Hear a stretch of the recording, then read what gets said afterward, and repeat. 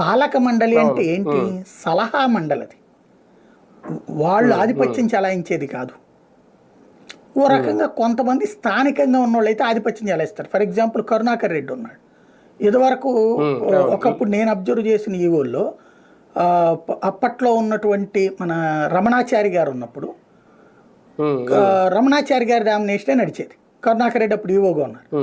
తర్వాత కరుణాకర్ రెడ్డి ఇది ఫస్ట్ ఇదే ఆదికేశవ నాయుడు ఉన్నప్పుడేమో ఈవో డామినేషన్ కంటే ఆదికేశవ నాయుడు డామినేషన్ నడిచేది. రమణాచారి ఉన్నటువంటి సందర్భంలో ఈవో డామినేషన్ నడిచేది. అయితే కరుణాకర్ రెడ్డి జాగ్రత్తగా కొంత తన పనులు తను చేయించుకునేవాడు అనమాట. తర్వాత వచ్చేటప్పటికి సుబ్బారెడ్డికైనా అంతే. అంటే కనుమూరి బాపిరాజు బాపి ఒక్కటి ఎప్పుడైనా సరే రాజకీయ నాయకులు ఎవరైతే ఆ పదవుల్లోకి వస్తారో చైర్మన్లు వాళ్ళకి తెలుసండి. అధికారికే పూర్తి పెత్తనం ఇచ్చి వాళ్ళకి కావాల్సిన దర్శనాలు వాళ్ళకి కావాల్సిన వ్యవహారం చూసుకుంటారు. అట్లాగే అడ్మినిస్ట్రేషన్లో ఎంతవరకు ఇన్వాల్వ్ కావాలో అంతవరకు ఇన్వాల్వ్ అవుతారు.